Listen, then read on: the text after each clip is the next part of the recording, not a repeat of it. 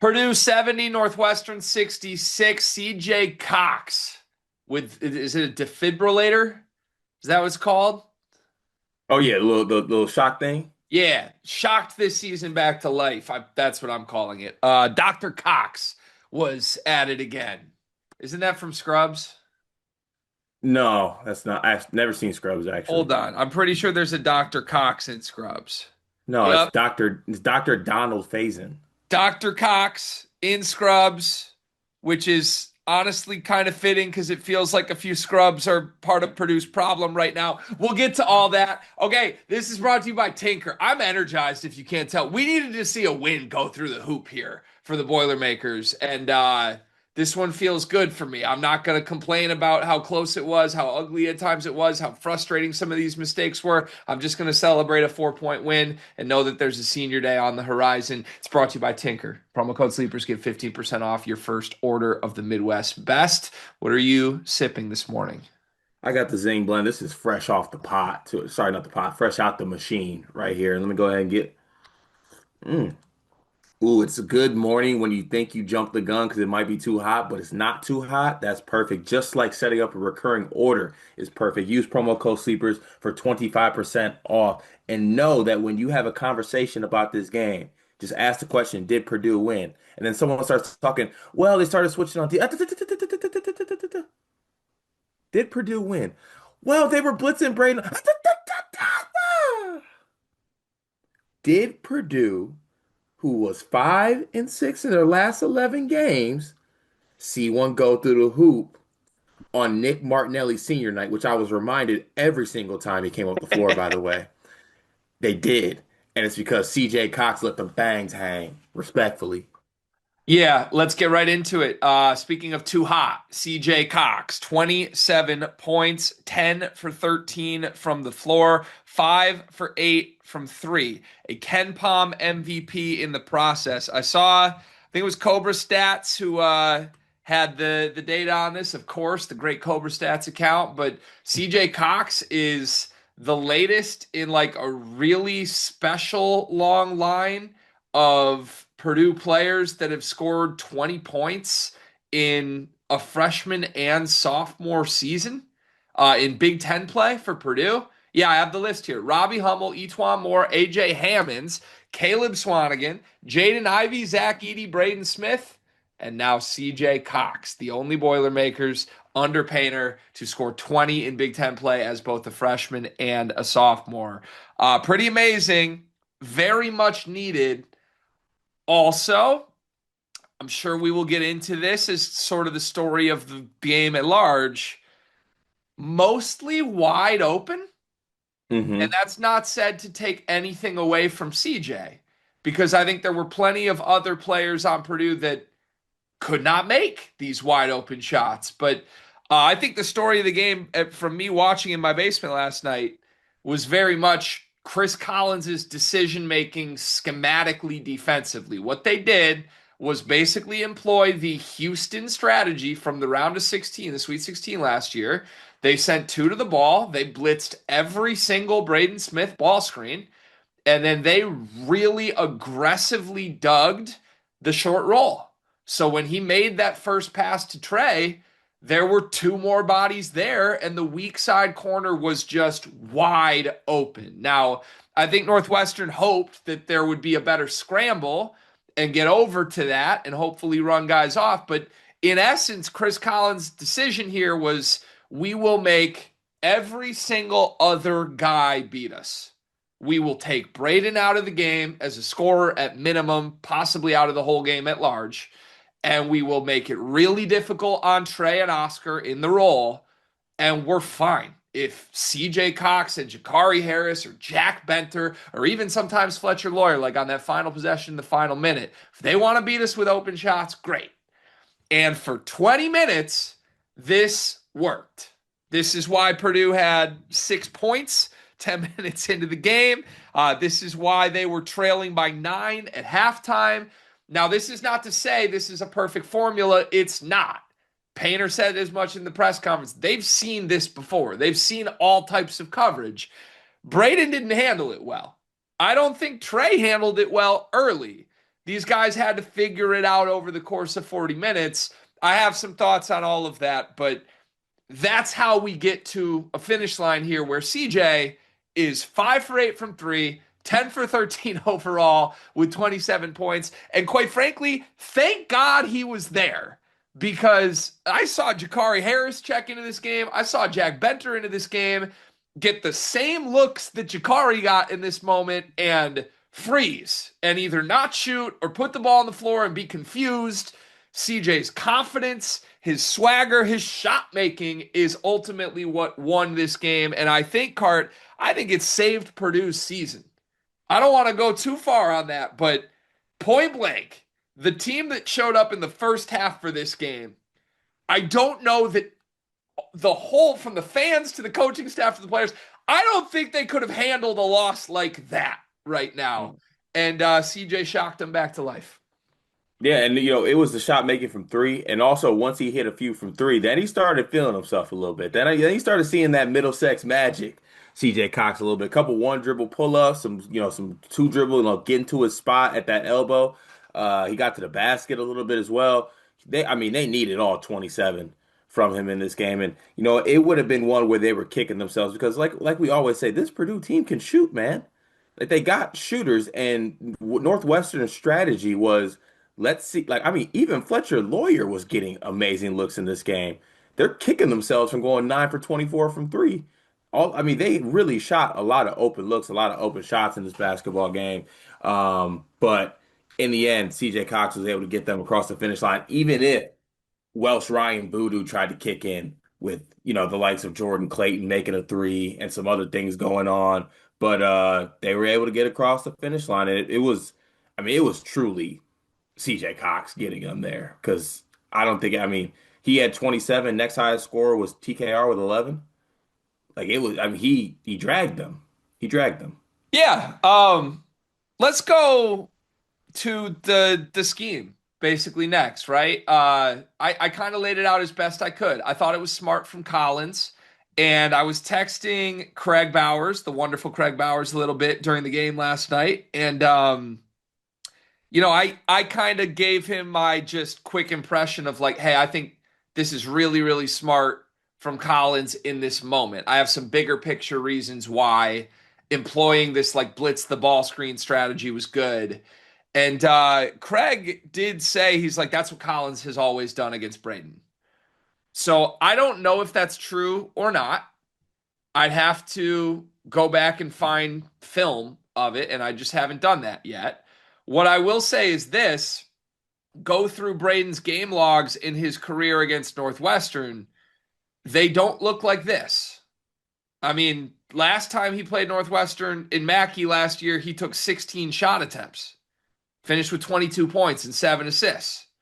I think going back to the Edey years is probably different because I think the way Collins would plan to guard an Edey team is completely different fundamentally than these last two teams. But I guess I'll have to say I don't remember this, or I at least don't remember this working to the extent it did. From my perspective, 16 shots last year for Braden against Northwestern. I don't know where those 16 shots would have come in this game. They were double teaming him the whole game. Anytime you sent anybody near him, they were just blitzing him and saying, let's get the ball out of his hands. And I think this is credit to Chris Collins. It ultimately didn't work, and CJ saved the season, but it did work. It did work in one very, very, very, very important, loud way. It took Braden out of the game, and I think contributed to a little bit of disengagement from him. And I'm sure Purdue fans are not going to like that right now with all the conversations that are going on. But that was kind of my point in text to Craig of not only is this, I think, a smart way to defend Purdue in general, but given the moment in the season that we are at, morale is low, right? That's obvious. Yeah. These guys are coming off a really just sad post game after a bad loss where everyone's doom and gloom, and there's big questions being asked about where they're at mentally. For Collins to basically say, oh, you know what? I think we can just completely get to Braden. I thought that was really smart. And I again, maybe that's what they've done in the past. I don't know. I don't remember it feeling like this. So maybe there's some shared responsibility on Braden for that and Painter and Purdue for that. But just from watching it in real time, I just thought Northwestern did the Houston thing. They said we have to just get the ball out of his hand. And if we do, we cut the head off the snake. He's going to drop his shoulders. The whole team is going to be flat. And I really think they were. I mean, if CJ doesn't come out and make these shots, I think the plan worked. What was your interpretation of all of that? Yeah, I think the plan on blitzing isn't just get the ball out of his hands, it's the mental aspect of it, which I think Chris Collins was going for because whether it was because you I mean to me, I think to you too, Braden was visibly frustrated with the fact that they were just kind of blitzing these ball screens. He had some uncharacteristic turnovers. I mean, that one at the end of the game where he just kind of like dribbled off his leg, basically. That's not stuff that he does, right? So some very uncharacteristic turnovers. I think there was some frustration that led into this, especially given off like the weight that was on this game, like the fact that, we everyone has been talking about kind of what this team has been doing thus far. And, basically Northwestern comes out and says, yeah, we're not going like that. We're just gonna throw everything we got at Braden. He's gonna have to pass the ball and guys are gonna have to do something else.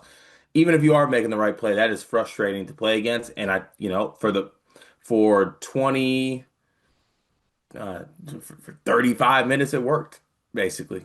It worked and Purdue was able to figure it out. Guys were able to knock down shots. Shout out to CJ Cox and even TKR did a little bit more on the short roll in this sense, but Pluff was good too. They were like, yeah, I, Kluff was good too. honestly, I thought you got good contributions from basically every starter. I think Fletcher probably wishes he would have made a few of his open threes because he got some very open ones. But like in general, all five starters made plays that were needed to win this game when the defense is going to take the ball out of Braden's hands. Right. So, I mean, that's really all you want in that spot. He trusts his guys to make the play. They made the plays because that would have led to a whole new thing if, you know, they're blitzing me, you're making plays. I'm giving it to you. You got to go make a play. So, credit to those guys for knocking down shots. Now, the question in the post game to Painter, I wish listen to the full presser. It was basically posed as like, "Hey, was this anything that surprised you? Was this anything tactically Northwestern did that was new?" And Paint got a little I don't know, a little uncharacteristic. He just like laughed and said, "No." And then he elaborated because I think he felt bad, but like it was Paint essentially saying like, "Look, our guys have seen everything. For us to feel like we were surprised in the first half, that's on us. We didn't handle the way that defense was well." And I think he's right. I mean, 25 points for this offense is a disaster. They scored 25 points in the first half. And I don't know. Does it just come down to like, again, we've seen teams guard Braden like this. Houston did it in the NCAA tournament last year. I looked back at that game log because it really felt the same to me as that. The difference is Houston has better athletes, better defenders than Northwestern, obviously. But like, you go back to that Houston game, Braden was 2 for 7 with his own shot. He really, I don't think there are many ways to score against this defense. And then 15 assists to 3 turnovers. Mhm. He was definitely better against Houston, right? We came out of that game being like, this was a point guard masterpiece, even though he didn't score.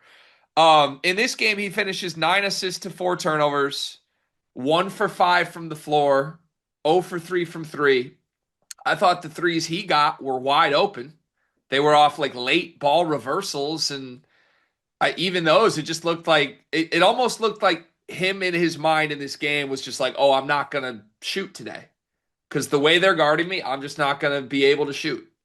And then when the ball did find him, it was almost like, well, all right, this is I don't know. It just there was only like one play he like really did seek out going to get a bucket, and it was late, and he got to his midi and he made it, but.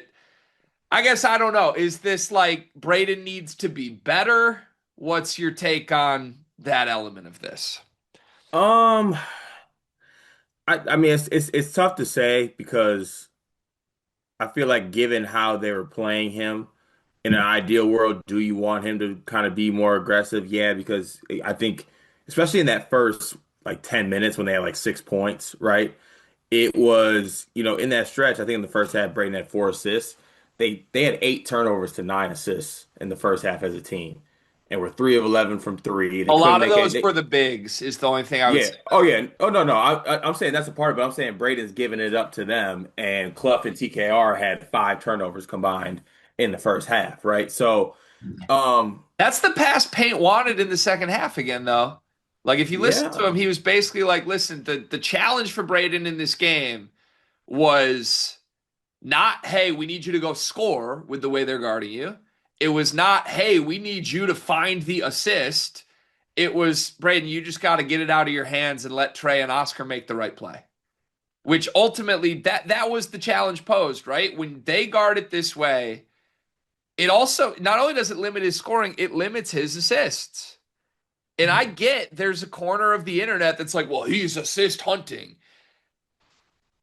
I think it's the dumbest shit I've ever heard. I've gone on record about this and I tweeted it last night. Like, if anyone's like, he needs to shoot more after last night, you can't even point me to a possession where it made sense for him to like try and split a double team over just getting the ball out of his hands quickly. But mhm.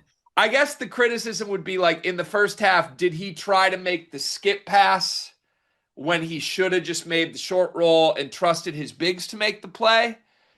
I don't know. I'd have to go back and watch. I look at the first half box. It was the bigs that had the turnover problem. Right. I mean, I liked it better in the second half when I thought he did a good job of dragging it out more. Yeah. So that ball screen happened a little bit higher. So he was basically just, when they did blitz it, it took like another like 2 to 3 seconds for him to actually close it in. And he kind of just took maybe one or two more dribbles, assessed it, and then it was skip pass to the corner or the wing or just hit Trey. Um, or, they even had the nice little set where they hit Trey and then it was like a seal on the opposite side and Kluff caught it. He finished a couple like that. I think there was a little bit more patience that went on in the second half that I think led to some more shot make. But also, like, here's the thing: in the most perfect ideal world, if you did want Braden to score in this basketball game, you would give it to another ball handler. But they don't have one. You don't really want CJ Cox handling it. Omer couldn't stay in this game because he kept fouling. So like it had to be in Braden's hands. He just had to accept that they were going to blitz and double and had to make a play. Yeah. I mean, I would point to this. I get like I'm inherently wired to come on and defend our guy. I get it. Hmm. He was not good in this game. I think that's obvious and fair to say. I still think a lot of the concerns and criticisms are being overblown and attributed to the wrong things here. Like in Hmm. this, it's like, damn, I wish he would have made the open threes he took. And some of the turnovers were really weird, uncharacteristic. His passing was largely all the right decision to me all game. As Hmm. always, he's an elite passer that never goes away from his game. And I didn't watch the flow of this game being like, damn, I wish he was forcing more shots. Purdue was getting wide open shots because Braden was making the right play most of the game. It really was just he missed some open ones and he had the really weird, uncharacteristic turnovers. We'll talk about those in a moment. But here's the important takeaway to me. On a night where Braden was not at his best, a game they trailed by 10 in at halftime, basically, a game where they were truly on the ropes, he plays all 40 minutes. This tells you all you need to know right now, right? Like, and I get there's been moments he's been benched. I've called some of those out, but normally there's at least like the scheduled, we're getting you your 3 minutes of rest here. And part of this was Omer's foul trouble too. But like, I don't think you could play Omer in this game. Omer had a 9 trillion with 3 fouls. Hmm. I don't think you can play Jakari in any game right now. And I have some numbers on that in a moment. I don't think you can play Daniel at all, anywhere right now. You've gone from a deep team that you felt really good about to a team that has to basically rely on their starters to do everything. Hmm. And I think Braden and Fletcher and Trey, to an extent, are all capable of being on the court for like 40 minutes as long as they avoid fouls. We've seen it throughout their careers. But I would just put that back anyone throwing criticism at Braden after this game, hey, guess what? He wasn't good, and he still played all 40 minutes because that's what Paint needs. And we need him to be better to solve some of this. But I think it wasn't as bad as some people are making it seem. Yeah, see, the thing is, I feel like people are approaching it from a wrong standpoint because the only thing that I found myself thinking is I did think that some of those he came off of it like I'm the double's coming, right? I thought that, Sure. he has a little bit more like I thought that a couple times because he wasn't coming off it aggressively, they were just kind of floating out. I've seen Braden come off those split it. They didn't get to the free throw line at all in the first half. I thought Braden could have maybe came off there, just maybe try to get a little bit more downhill, be just a little bit more aggressive off the screen and not come off it expecting that double. But besides that, I mean, yeah, there was a reason that he was in the game because there's no one else on this basketball team that would be able to handle that double and make the right play in its current state. Yep. Yep. No And one.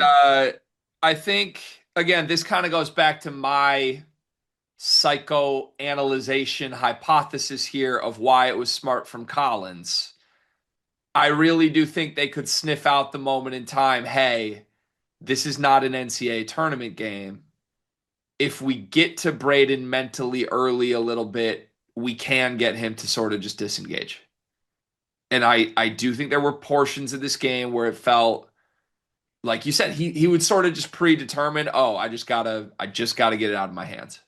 Hmm. And clearly that's a good way to frustrate Purdue, I think. If they see it again in the NCAA tournament, I think we'll get a better response from Braden. I feel confident in that. But also, let's give him some credit. Made all the free throws late, right? Got Hmm. Vetty, got fouled on the three to retake a 2 point lead. Iced it out to extend it to four late. No mistakes there. So, small contributions. Even though I don't think any of the stars were brilliant in this game for Purdue, there were small winning Vetty contributions on the night that the senior class set the record for winningest Big Ten senior class ever, by the way.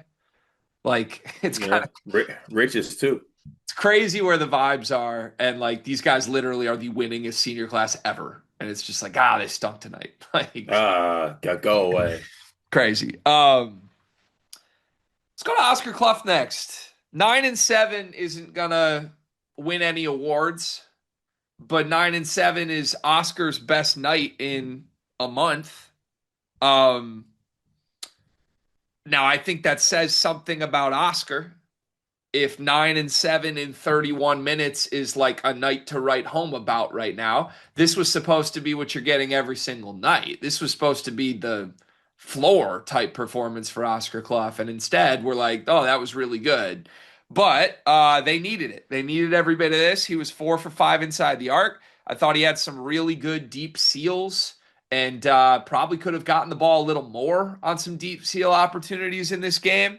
But 7 rebounds, 3 offensive boards, a couple big offensive boards, 3 assists from Oscar, a block and a steal too. Defensively, I thought he was more disruptive than we have seen at times. At the same time, I thought he was getting torched defensively for most of this game. I need Kluff to say something. What do you mean? I need him to say something. Meaning what? I think he needs to go to the staff and be like, look, here's what I'm seeing out there because I'm out there, and y'all keep doing this to me. For what? Like, actually, let me ask y'all this: y'all like me, right? Y'all do like me. Why are y'all switching me out and putting me on islands? Yeah, the switching Why? Why? weird. Why am I just willingly too? By the way, right? Like I'm talking about like half-ass screen. Okay, go ahead, Oscar, and then Nick Martinelli just he. I'm gonna drag you out, and I gotta be left on an island against a guy that can score from everywhere on the basketball court. I guess we'll get to the defensive side of the ball in general as a team, but for a large portion of this, man, and honestly, I feel bad for Oscar because he just doesn't have the feet to do it. He does not have the feet or the fluid motion to be able to be a switch defender. It just is what it is. And that's not even just on Oscar either. Like we're switching, even when they switch the opposite way. Now we got like a Jakari or even like a Braden or someone of that stature, or Fletcher down on like an Arrington Page or Nick Martinelli. Like Northwestern was just taking that all day. They felt very comfortable doing that. Yeah, that's the problem. Look, our guy Christian, who worked with us a little bit on previews and recaps last year, now he's doing stuff with Enjoy and Action Network. He's awesome. He's been to a bunch of these games, and he was in the house for this last night. He tweeted, "Nick Martinelli is wogglering Oscar Kluff," and yeah, he was. So was Jaden Reed. Like Yeah. it That first was. half from Jay and Reed, he was just getting him on an island. It wasn't player specific. It was, hey, anyone that wants a turn at Oscar one on one, take it. And it's either a blow by or it's an open jumper. And like that term wogglering, right? Of course, he's referencing Keaton's 46-point game in Mackey Arena. Here's the thing, almost every single game, someone wogglers Kluff. Yeah. Every single game, Kluff can't guard the perimeter. UCLA, he got Bilodeau'd and Hmm. Donovan Denton.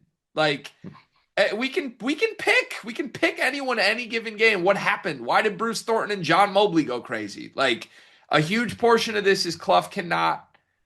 He just can't, and they haven't figured it out. They've tried the hard hedges. They've tried the switches. To me, I just don't get why they're not just dropping more. I just don't get it. And they're not going to. It doesn't seem like there's like a we're going to change this on senior night. Like they've set their path forward on this. You're right. I'm starting to feel for him more than anything. It's like he just doesn't have the answers here, capabilities wise. You're asking someone to do something that they can't do. Right. It's and I mean, coaches say it all the time. It's one of the greatest coach speaks of all time. Guys, I wouldn't ask you to do anything I don't think you can do. I wouldn't ask you to do anything I can't. Like they're asking him to do something he can't do. And the scary part about this is they had Kluff on the floor for 30 minutes. Right. There's teams that are going to be salivating at the fact that they are going to do that. Which in this game, give him credit for playing 31 minutes. And I Yeah. think down the stretch of the season, you're going to need this. I will get to my very pointed thoughts on the bench momentarily. Um, but look, I don't want to make this all about defensive lack of ability here. I thought he was great offensively. I thought this was one of his best games in a while. Again, that's the problem. This should be a floor game for what Oscar Kluff is for this team, right? And by the way, against good teams. He Hmm. he should be able to go to Michigan or Illinois or Michigan State and give you 9 and 7 in 30 minutes out of the box. The problem is he hasn't been able to. And against Northwestern, who is really the smallest, most limited front court you'll see here, defensively at least, 9 and 7 shouldn't be a good game, but it is. Right now it is. So hopefully he can build off of this. You got Wisconsin on senior night. Nolan Winter exited that game and it looks really bad. I haven't Hmm. heard an update on that, but if Nolan Winter is out for Wisconsin Purdue, that's a huge break for both Kluff and Purdue.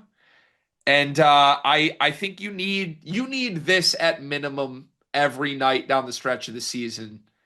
Is that fair to say? Like his minutes, you say?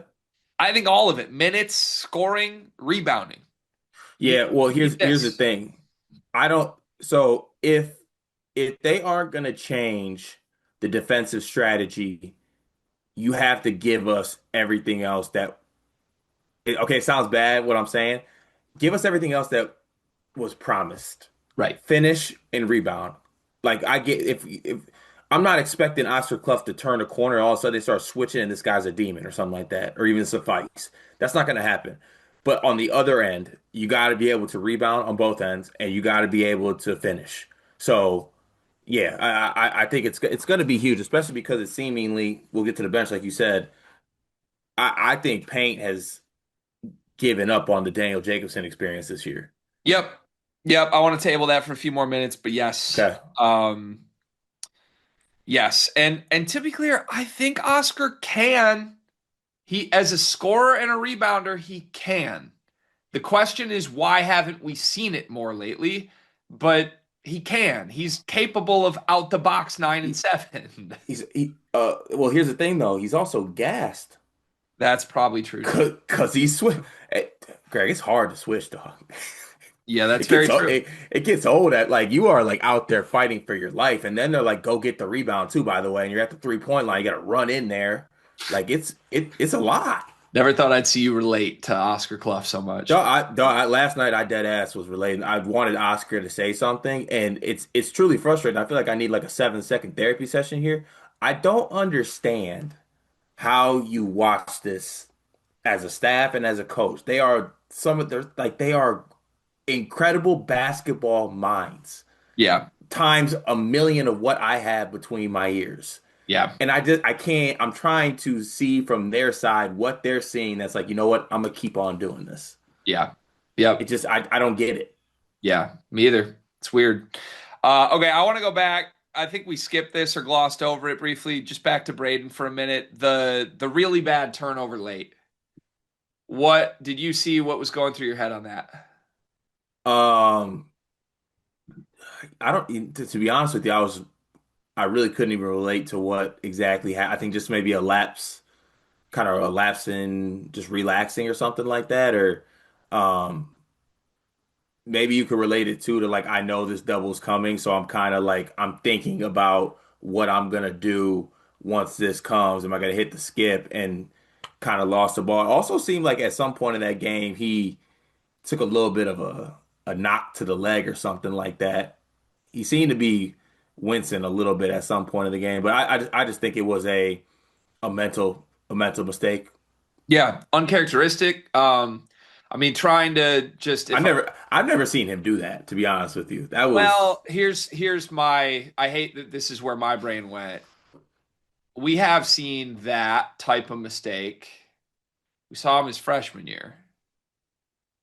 oh yeah, well, yeah, Those freshman. were those that was kind of this was kind of a freshman Braden game.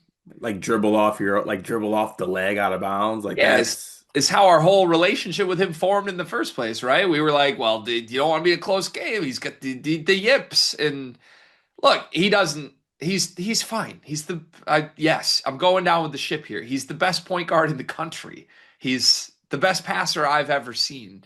That was really weird and uncharacteristic.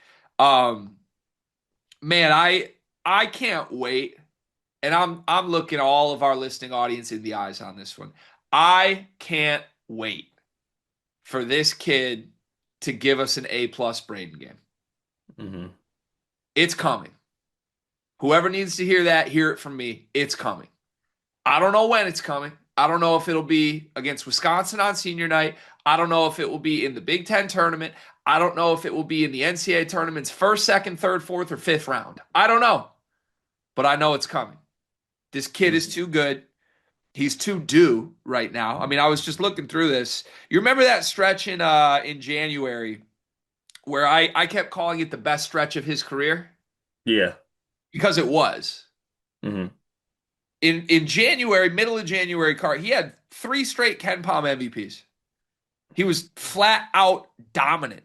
He had five Ken Palm MVPs in an 8 game stretch from the end of December to the middle of January. And then since that losing streak started back at that UCLA game, he just hasn't played to that level.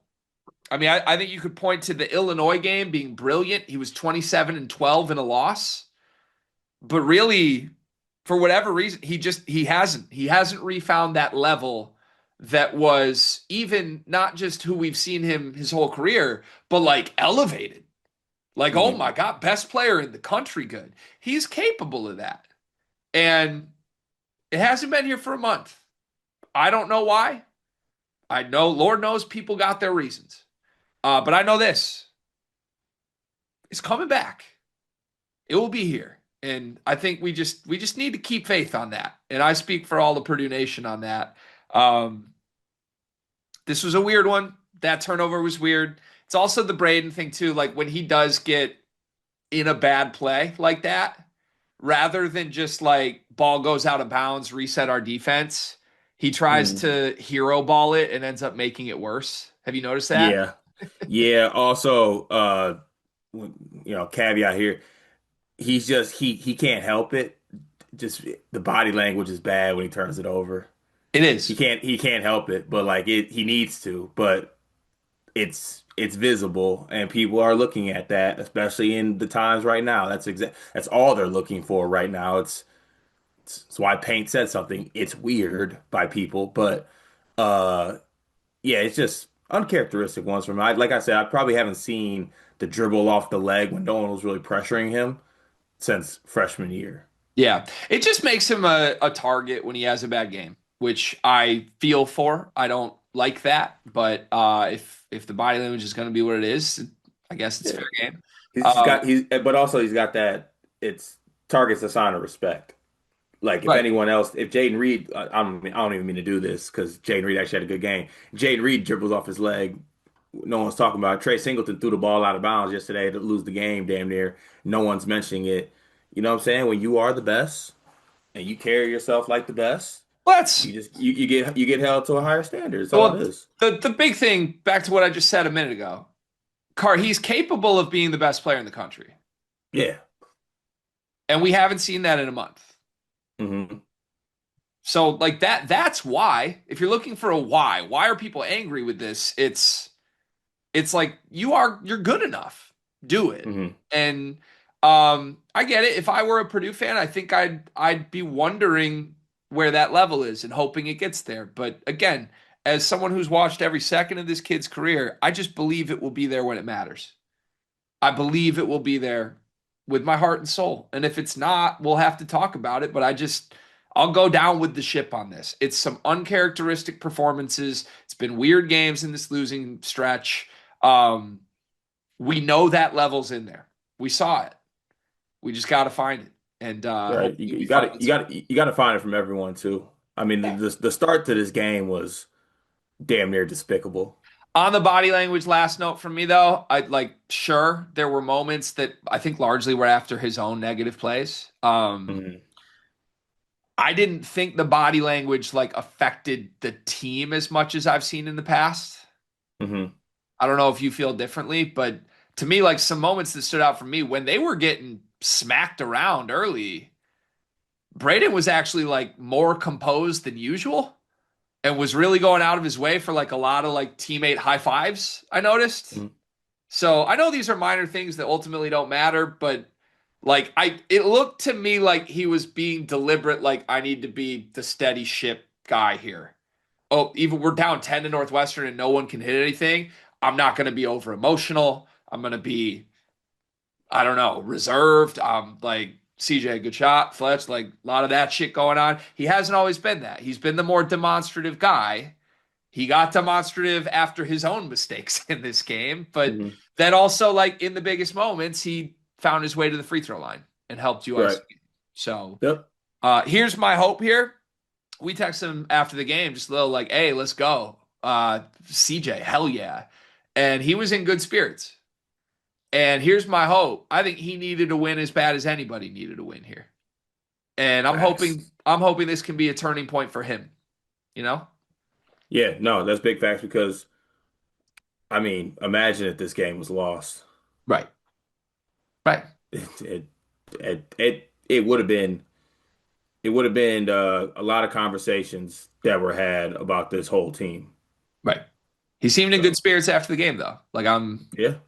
I'm optimistic this is a turning point. All right. Trey and Fletcher, I'm gonna just lump them together. Maybe I shouldn't. I mean, Trey is productive every night right now. 11 and 10, double double. Again, I don't think this was his best stuff, but he had some really tough finishes in this game. The Yeah. rebounding is constant right now. That's good. They got to figure out the slow starts with him though. Yep. I mean, he started out this game like 0 for 4 with 3 turnovers right away off the back. Yeah. So they got to figure out the slow starts. Um, they got to figure out the slow starts with everybody. I mean, Braden didn't score in the first half, obviously, given how they played. We've already talked about that, but uh, yeah, just a very slow start in general in this basketball game. Very sloppy. very slow, it was a very lethargic first half in general. Like it just kind of felt like there was a lot of just out there walkthrough level intensity, Yeah. and it led to a lot of turnovers and things like that. Well, yeah, I mean, you compare it to the start of the second half, they made, I think, six straight shots to start the second half, three Yeah, for three. it was like it snapped in their head. It was like, well, oh, I'm open. Right. I'm okay, like layup, But open jumper. even first half, they got some open ones and just missed them. And I think it was one of those things where Braden's like, okay, this is how they're guarding me. I'm out of it. And then, okay, get it to Trey. Oh, Trey's 0 for 3 to start. Like, Mm, okay, kick to the corner. Oh, we missed our first three threes. Like, it just kind of, that's kind of what it was. And I think when no one's executing their portion of that play, that leads to 6 points in 10 minutes from the second best offense in the country. We've said it repeatedly throughout these 4 years. This team sure is a whole lot different when shots are going in. And I hate to say that's what's ultimately going to decide the season, but it probably is. Because when shots go in, then these guys get into it a little more defensively. There's just a little more edge physically to them on the boards. They are very much when our shots go in, come get us team. And when our shots don't, ugh, shit, what do we do? mm, That was the story of the two halves for me. And I think you look back, they probably should have hit more shots in the first half, Fletcher and Trey included, but I don't know why that is that they didn't. yeah, yeah, just yeah, probably just better or just not knocking down shots. It's really Yep. all it is. Fletch was fine, 4 for 9 in this game, only 2 for 6 from three. I thought most of the six were open. Again, this is like the fine line between a good and a bad Fletcher Lawyer game. If he makes one more three, it's well, he made half his threes. He's hot. If he misses one, if he makes exactly what he made, it's well, why did he make more? Like it's life or death depending on one made 3-pointer in this game. I thought he was fine. Mhm. The late three. I want to talk about that sequence. So Purdue's up two with 36 seconds left, Hmm. 30 seconds on the shot clock. Chris Collins elects not to foul. That got a lot of responses in our group chat of like, what's he doing?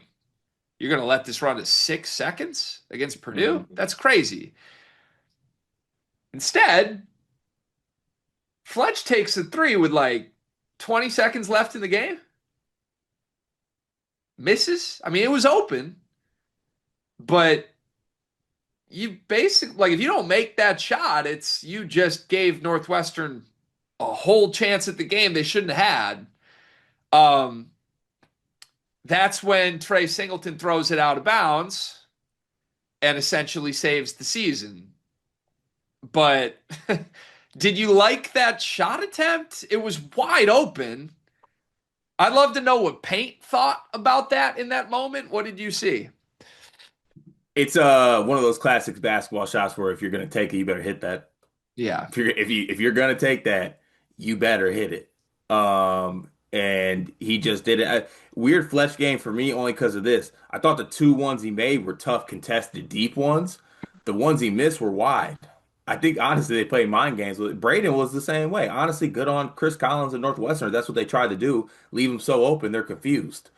Because they had some great looks in this game. They just missed it. Can I do my one? I'm mad at Fletcher for not having 7 attempts. One. Yeah, of course. He missed it.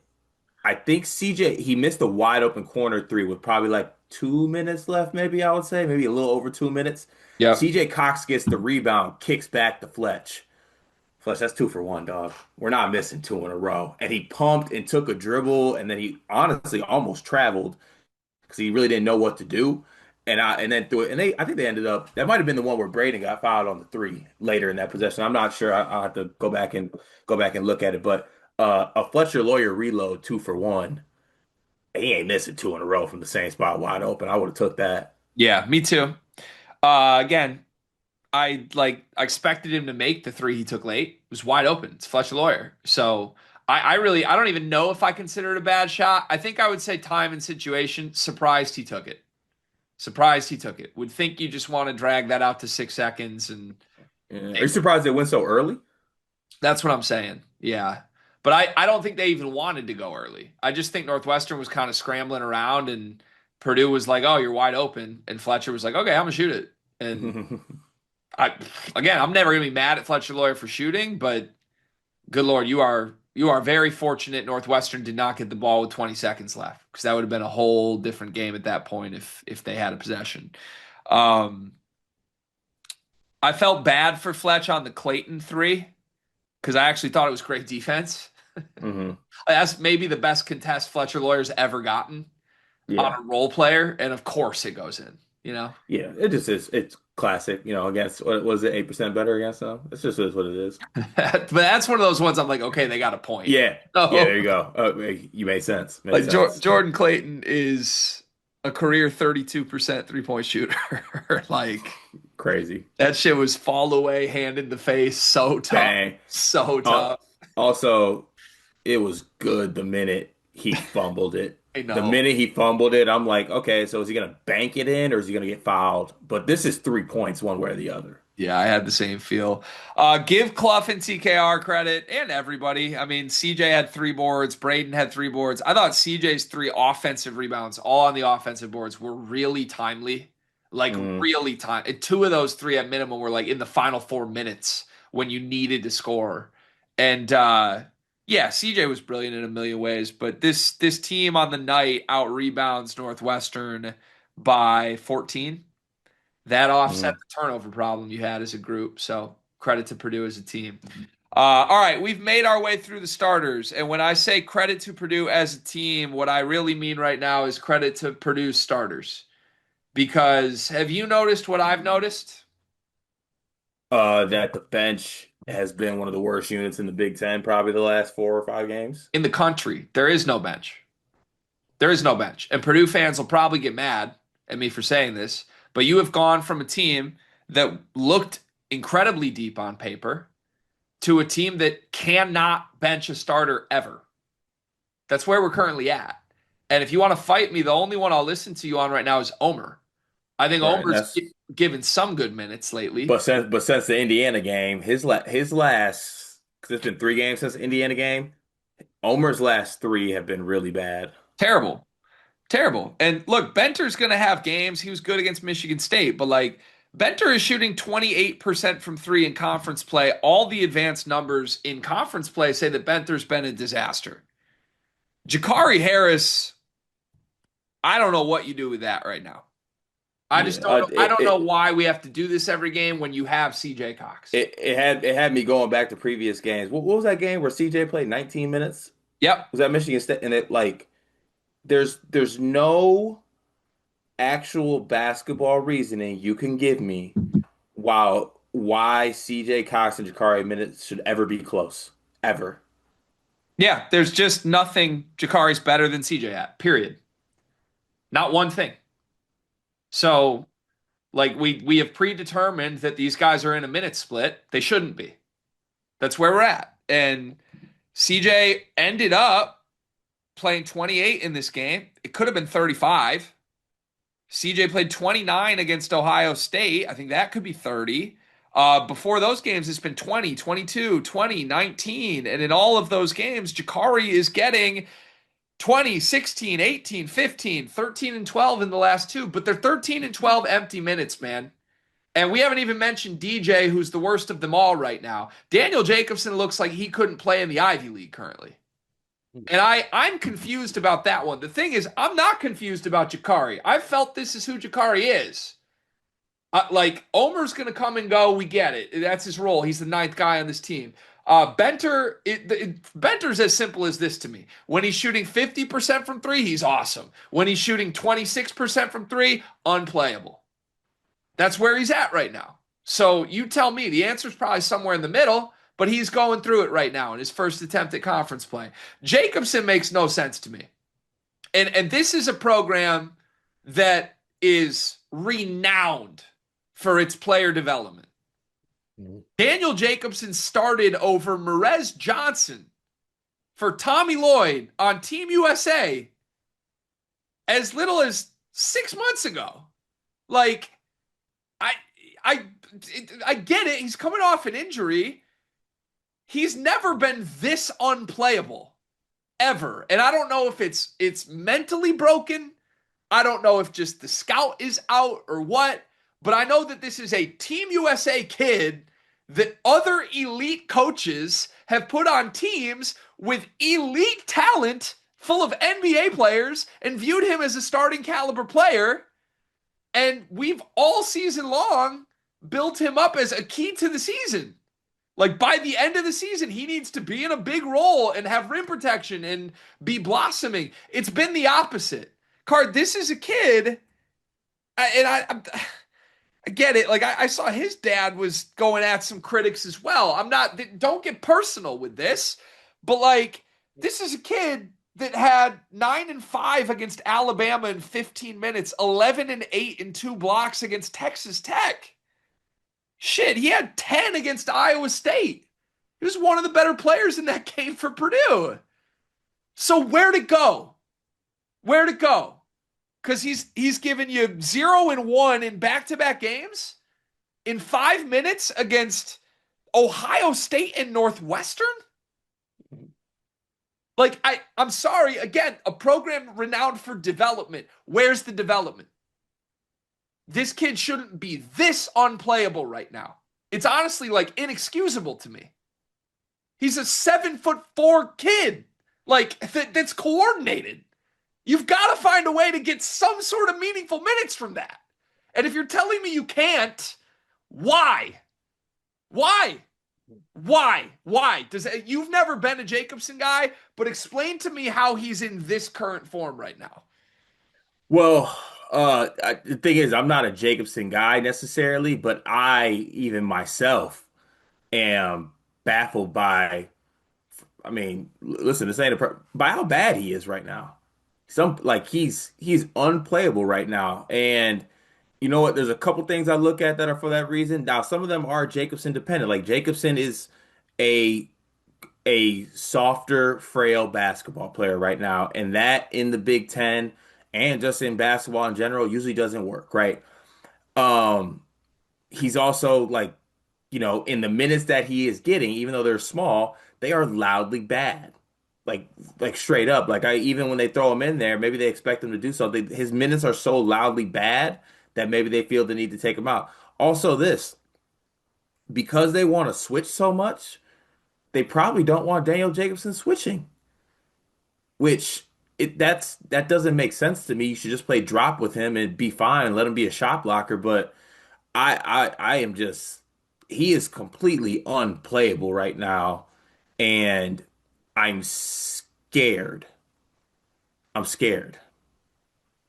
Yeah, I I'm scared because this kid had a trajectory and had moments this year where he could have been, there you see a path, right? Like even those early season games, you're like, you know what, this is what you can work with. Take some steps this season, have some development, use this as a year to get better in the spot behind Kluff. Maybe some games are Jacobson games, maybe some games are Kluff games, and you know what, you take steps and you're building towards something.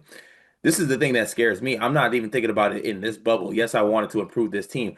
I'm thinking long term. This feels like a wasted year of Daniel Jacobson development. It yeah. feels like he has gotten worse as a basketball player, and that's not it's not good. He's trending. He was supposed to be trending towards Matt Harms, and now he's trending towards Will Berg, and that's on everybody involved here. Well, Berg's more physical than him. So, like, I'm at a loss here. I'm at a loss, and I'm putting it on paint. People want to criticize me for that, fine. But like, this is a pedigree kid, and I guess the only excuse I would really hear is the injury destroyed him. But I would fight back on that and say the Jacobson we saw from November to January was a rotation player. He was. Like I have seen it post injury against good teams and good front courts. He's been playable. What the hell happened? Because this team can't play Kluff 35 minutes. They can't. And they have to because Jacobson can't play. So I like, man, this just wasn't supposed to happen. Wasn't supposed to happen. And the problem is that's happening with the whole bench right now. And I know they love their role players. I was on here praising Benter when he was playing well. We've certainly given Jakari flowers when he has his one good game every 2 months. But at the same time, people like, remember, like they want Fletcher benched. It's like Braden needs to sit. What's he doing? Who are we bringing in? Seriously, who are we bringing in on this team? Like last 4 games, guys. Last 4 games. I got the numbers right here. This is almost unfathomable to me. The Indiana game. You won that game. Feel good. Every single Purdue player's plus minus in that game was like in the 20s, except for 2. Jakari played 17 minutes and was only +3. In a game you won by 40. You played him even for 17 Jakari Harris minutes. Daniel Jacobson +5 in 14 minutes. Kluff was +21. CJ Cox was +20. There you go. That's the nicest version of this. Here's the next 3. Jakari -11. Daniel Jacobson -11 in 14 and 10 minutes against Michigan State. No one else was worse than -2. Most of the starters were in the green. Okay? Ohio State game. Jakari -15 in 12 minutes.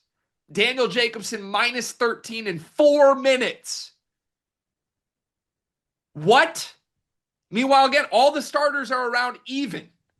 All of them. And then you go to this game, Northwestern. Jack Benter -14 in 15 minutes. Jakari Harris -6 in 12 minutes. What and can I also add this during that stretch too? Have you noticed what Payne's doing? What? He's doing the Izzo thing. What? I don't care what's going on in the game. I don't care who's playing where. I don't care what is what. At that 17:47 mark, you're getting those 2 guys in the game at the same time. Yeah. It's Jacobson doesn't go to the table without Jakari. Yeah. They go in together Yeah. at all times. In the Ohio State game, you were up 16-7. You put both of them in, and then and there you go. I mean, DJ's last 4 games, let's just add this up. I'm going to do some math real quick. DJ's -30 in his last 3 games in 19 minutes. What? Jakari is -29 in his last 4 games while playing double-digit minutes every single game. Here, let's just compare this, okay? -29 for CJ or for Jakari in his last 4 games. Let's check CJ real quick. CJ is +40. -20 versus +40 at the shooting guard spot. Kluff is probably good. Kluff is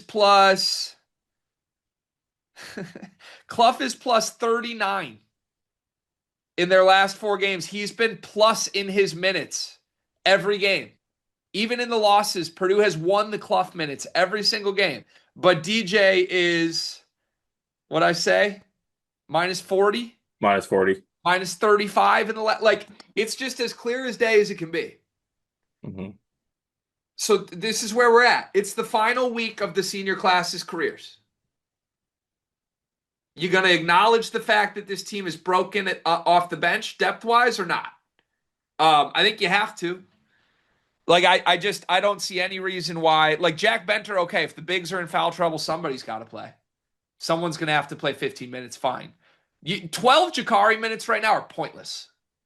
Right. Absolutely pointless. Absolutely pointless. I'm not laughing at you. I'm like, remember that discourse about having 2 starting 5s? Yes. Where would Purdue's bench? What seed would they be in the tournament? Purdue's bench is, yeah, it's a non-factor. It's a factor in a negative way. It's not even a non-factor right now. It's a non-factor, which brings me back to this point. We can't have slow starts. You can't. Right. Because when you You get to the cannot. point where they got to check in, it's going to be extended. Yeah. Yes. So like, oh, we're down.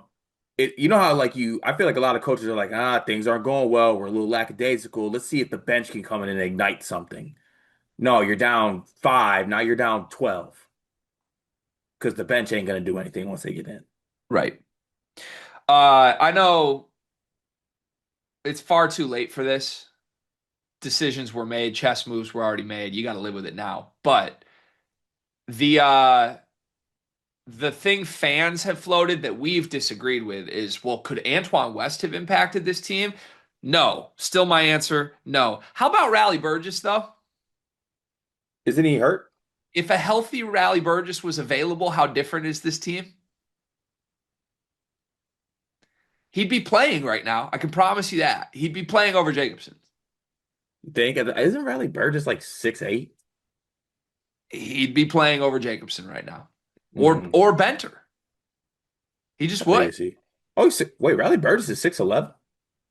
Yeah. I didn't even know. I was unaware.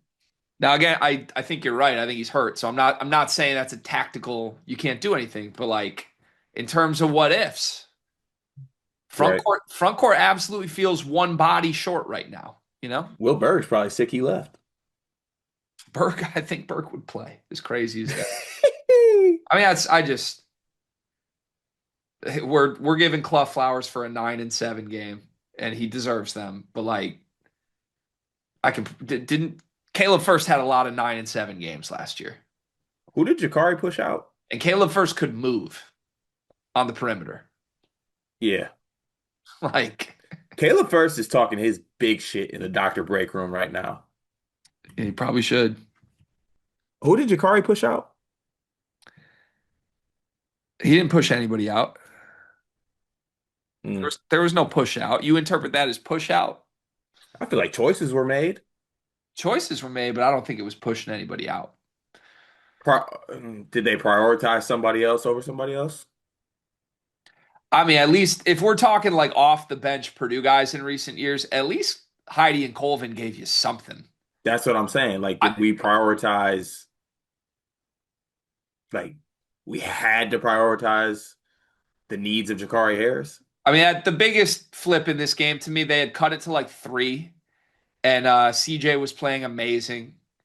And then they went to Jakari, and Jakari immediately like dribbled into traffic, and And got his shit sent back. yeah, it's like they're just you are. This is at the point it is damaging your prospects for the season if you don't just commit to CJ as the full-time shooting guard. Mhm. And also, by the way, CJ's earned that.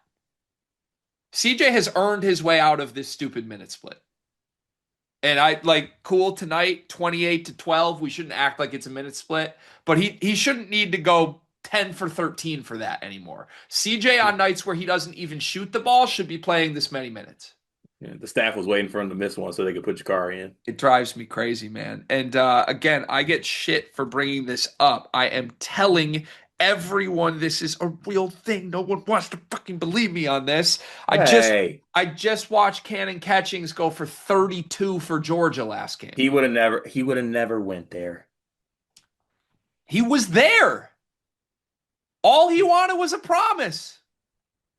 Dead ass. He was there. Yeah. And you I were would holier than thou. We don't make promises here. Well, you haven't found a mhm. player better than that since. Yeah. Or what about the one? Dude's a What about 6'9" athlete that shoots 37% from 3. That's exactly what this team needs. what about the one you had? Who? They had Colvin. I think Cannon's better than Colvin. I do too. Yeah, he is, but like yeah, but you had You one. had Cannon. Like, I just, oh man. All right. But that's again, the people listening to this are gonna be like, well, that wasn't gonna make a difference. Like, He didn't have Purdue blood in him. yeah. That wasn't gonna stop Braden from having a podcast anyway. Like, all That's right. against our culture. Ah. All right. Deep breaths. Can Anything I else? say, yeah, this team is so still bad defensively. One I guess one we point should. I guess we shouldn't harp on it every game, but a lot of this game as I watched it, yes, credit to CJ Cox for what he did. They're also hella fortunate that no one besides Nick Martinelli and Jaden Reed wanted to make any type of plays in that second half because they got a lot of great looks in this game. They just were Northwestern, is kind of all I'll 1.2, say. 1.2 points per possession for Northwestern. They score 66 in a 57 possession game. Like just like and as I watch it, and I was actually going, I was talking about this in Discord with the Purdue channel. They're slow. They are the rotation, they do a switching defense, but the athleticism and the quickness to be a switching defense is not there, and teams just expose it and get whatever they want. Can I make a psychoanalyzation pitch to you? Yeah. If there was a rotational change here, I think it could get the vets in a headspace that's a little more positive. What? Like if there was just some, even whether it's just behind closed doors or what, if it's like, hey guys, we're just going to play CJ 36 minutes a game now. Mm. I think that gets Braden and Fletcher up a little bit. Because I think they can read the room right now. I think they can read the room that the bench minutes are a disaster. Yeah, and they are. And they are. They are. Like in terms of It'd be what worth what it. can what can Purdue tweak, right? We're like, what can they change down the stretch? Nothing. Right? Other than the rotation, it's nothing. They're not going to change their defensive scheme. You can't make Kluff faster. You can't make Daniel Jacobson process quicker. Right? Like Hmm. there's nothing you can change. Fletcher, Braden, and Trey are who they are. So, like, in terms of what chess moves do you have left here? The only thing I can think of is just, hey, guess what? We are going to change the rotation. And CJ's playing 36 minutes a night now. And hope that, like, maybe the vets rally around that a little bit. Maybe this moment where CJ won the vets a game becomes like a rallying cry that spurs a change. It could happen, right? Yeah, and that's easy too. That's easy because you should do it. I mean, I think I go to I think I go to a 7-man rotation. I think Benter gets all the backup front court minutes and you go small when you need to. That'll be foul trouble. He'll probably play 15 minutes a game still. I think you play CJ 32 minutes and you play Braden 40. I think you probably play Fletch 35 and give the rest to Omer. That's what I would do. That's what I Yeah, would do. yeah. Cut You know what DJ, cut that Jakari out of this. you know what that would take though? What? JK, if you somehow watch to this point, I'd love a little little edit into this. Adjustments. I need a little rainbow. Adjustments. Adjustments. Foo. Woo! Stop switching. Cut the rotation. Realize the issues. I'm ah. Come on, man. Like, come on. I get it. He is one of the best to ever do it. He is a million times. I get it. I need to be able to take a quiz to even talk. I was told that. I need to take a quiz and be taught 37 years worth of basketball. But what are we doing here? Yeah, I mean What are we doing? he narrowly avoided a 2-3 record against Chris Collins in the Lawyer Smith Kaufman Wren era. And you know what? It was the hits too, the same style, by the way. Instead of one guy, it was two guys. You almost let two guys beat you. Yeah, I don't know. Martinelli had 30 and Jaden Reed had 20. Sorry, I'm rounding up. 28 and 16. Yeah, I don't know. There's not a lot on the defensive profile. There's nothing pretty right now, except for defensive rebounding. But I don't know. All right. Well, hey, we said positive vibes. We I saw him I go through the was. hoop. I'm sorry. Now I'm back mad. I was super positive until I remembered the bench exists and gets 20 minutes a game by default every game. So I did this good exercise for you. You're on a MacBook, right? Yeah, Do you pull up stats broadcast when you look up stats, or what do you use? KenPom? I just look at Ken Palm post game. Yeah. KenPom. Okay. I will on stat. I screenshot like a little capture button, and I cropped the photo, Oh, and I cropped out Purdue's bench. It's nice. easier on my eyes. Yeah, that's seems like a good move. Give it a go.